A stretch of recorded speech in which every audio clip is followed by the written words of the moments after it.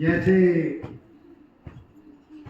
प्रभु जी ने अपनी शक्तियाँ स्वामी जी को दे रखी थी और गुरुदेव ने भी अपनी शक्तियाँ सभी भक्तों को दी है, लेकिन मुझे ऐसा लगता है जो शक्ति स्वामी जी को दी है, ऐसे ही शक्ति गुरुदेव ने हमारे ठाकुर साहब को दे रखी है। ये अलग बात है कि हम सूक्ष्म में हमारी पहुंच नहीं होती है और हम जान नहीं पाते हैं कि हमारा कल्याण किस में होता है। ज्ञान नहीं होता है। हम समझते हैं संसार के कामों में हम काम करते हैं। महाभारत का युद्ध जब समाप्त हो गया, सब ये सोच रहे थे कि हमने बहुत बड़ा विजय प्राप्त कर ली है। भीमसेन अपने आप को गदाधारी समझ करके फूले नहीं संभाले थे। अर्जुन अपने आप को गांडीव के ऊपर गौरव करते थे। युधिष्ठिर अपनी सत्यनिष्ठा पर गौरव करते थे। सबकी अपनी अपनी आम वृत्ति, अहंकार पनपा हुआ था कि भाई सबसे अच्छा काम महाभारत की लड़ाई में किसने किया है। तो कुछ साधकों ने कहा कि भाई जो प्रभु जी भगवान कृष्ण ने उनका जो चित्र है बर्बरीक का वो रखा है दर्शन के लिए। उसने कहा कि मुझे पूरे महाभारत की लड़ाई देखनी है। तो जो उनका सिर को चेतनता थी और पूछा कि महाराज आपने तो सब कुछ देखा, काम कौन कर रहा था। कहते भाई तुम बुरा नहीं मानो, अगर तुम विश्वास नहीं करते हो तो अलग बात है, लेकिन मुझे तुम सब के सब कांच की पुतली लगी, केवल एक सुदर्शन चक्र चल रहा था। इस दृष्टांत से हम समझ सकते हैं कि गुप्त रूप से, सूक्ष्म रूप से गुरुदेव खुद काम कर रहे हैं, हम सिर्फ कठपुतलियां हैं और उनकी प्रेरणाओं से ही हम सारी लीलाएं उनकी देख रहे हैं। योग क्या है? गुरुदेव से जो सुना है, समझा है, क्योंकि वैसे तो हमारे शास्त्रों में प्रभु प्राप्ति के लिए अनेक साधन हैं, हमारे शास्त्रों में नहीं, विश्व में भी, और निचोड़ निकाले सब ने। किसी ने कहा अब आप बुद्ध धर्म को देखिए। बुद्ध ने से जब सब शिष्यों ने पूछा अंतिम में कि आपकी क्या इच्छा है कि भाई आप हम क्या करें, हमारे लिए एक शब्दों में उपदेश दो। जीवन जो है भ्रांति में पड़ा होता है। एक ही शब्द बताया, आत्मदीपो भव। कहीं से ढूंढना नहीं है कुछ। आत्मदीप, आत्मा के दीप से ऊपर विश्वास करो, आत्म प्रकाश को प्रकाशित करो। क्योंकि वेद ये कहता है, वेद हम वेतम पुरुषम आदित्य वर्णम तमसा परस्तात् तमेव विदित्वा अतिमेतुम अति मृत्युमेति नान्य पंथो अस्ति अन्य आयनाय। कहते हैं उस आदित्य वर्ण की तरह, जो सूर्य की तरह चमक रहा है, वो आपके भीतर है। जब उसको जान जाएंगे आप, तो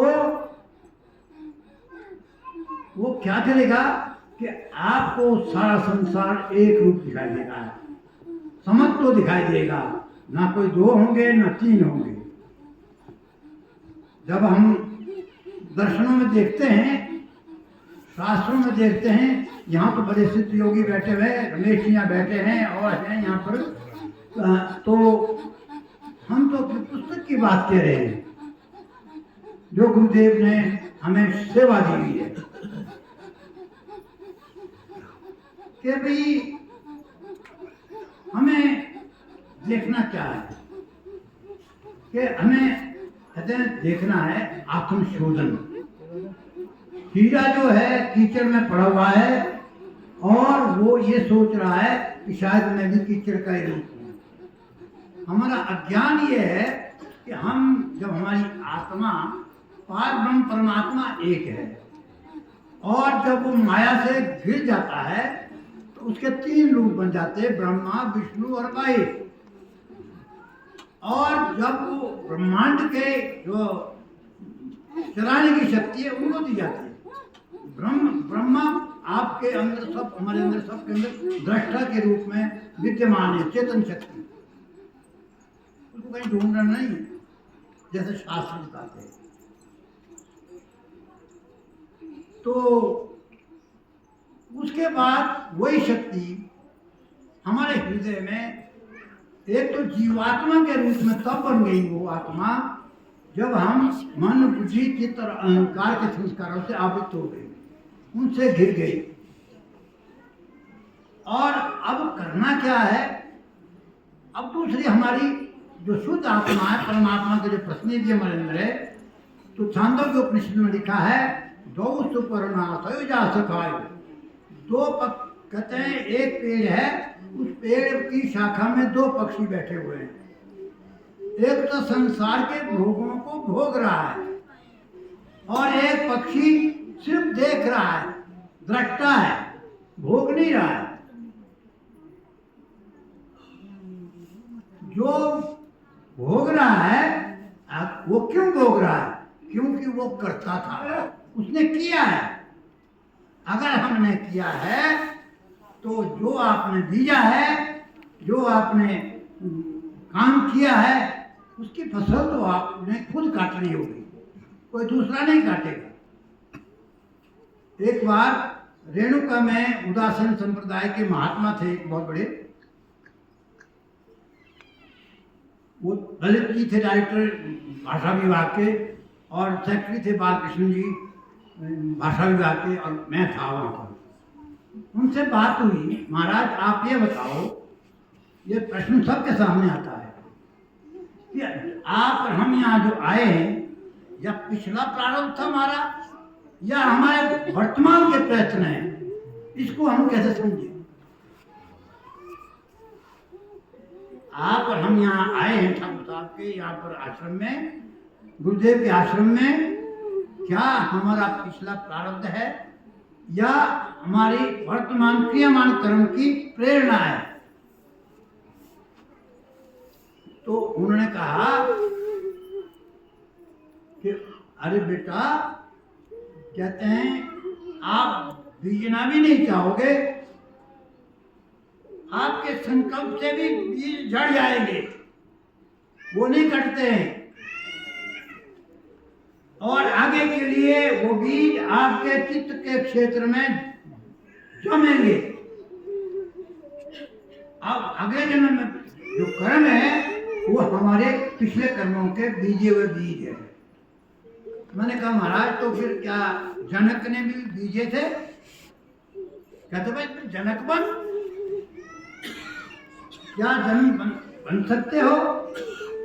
अरे कहते जनक बनना, देखो अब बताइए, पूरी साधना के 12 वर्ष गर्भ में रहे सुखदेव, उसके व्यास जी की धर्मपत्नी के घर से बाहर निकले कि भाई बाहर माया पड़ जाएगी। अब इतने साधक और आते ही वनवास को चल पड़े। फिर बड़ी मुश्किल से उनको लंबी कथाएं वापस ले आए। कहते हैं बेटा, व्यास ने कहा अगर तुम वैराग्य की शिक्षा लेना चाहते हो, संसार से मुक्त होना चाहते हो और चित्त वृत्तियों का निरोध करना चाहते हो, तो जनक के पास जाओ। जनक ने भेज दिया। जनक जब अरे राजा के पास भेज रहे, मैं मेरे जैसे वैराग्य को क्या कह रहे हैं पिताजी आप? कहते मैं ठीक कह रहा हूँ। और जब वो वहां गए तो अंदर रिपोर्ट गई राजा जनक के पास, महाराज भगवान वेद व्यास के पुत्र सुखदेव पहुंचे हैं और आपके दर्शन करना चाहते हैं। कहते रहने दो ड्यूटी कई दिन तक पूछा ही नहीं, कहते उनको खाना खुना खिला दो।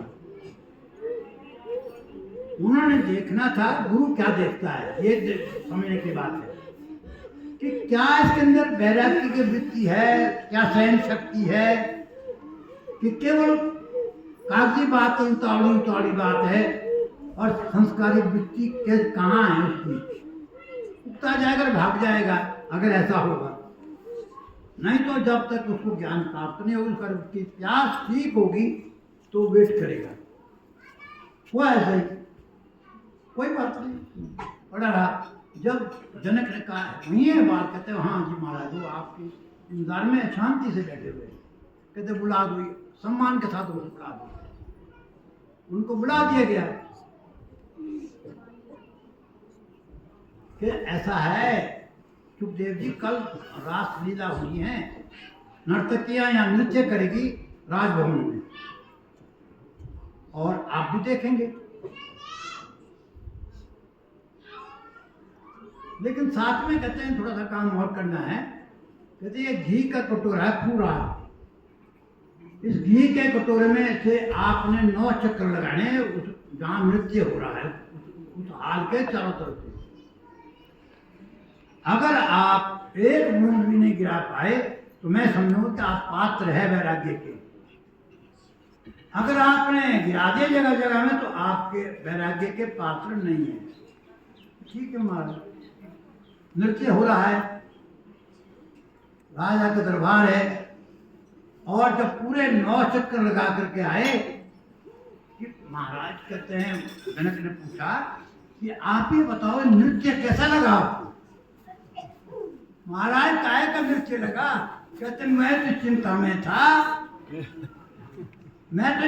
में था कि एक बूंद भी नहीं गिरनी चाहिए, तो मेरा किया क्या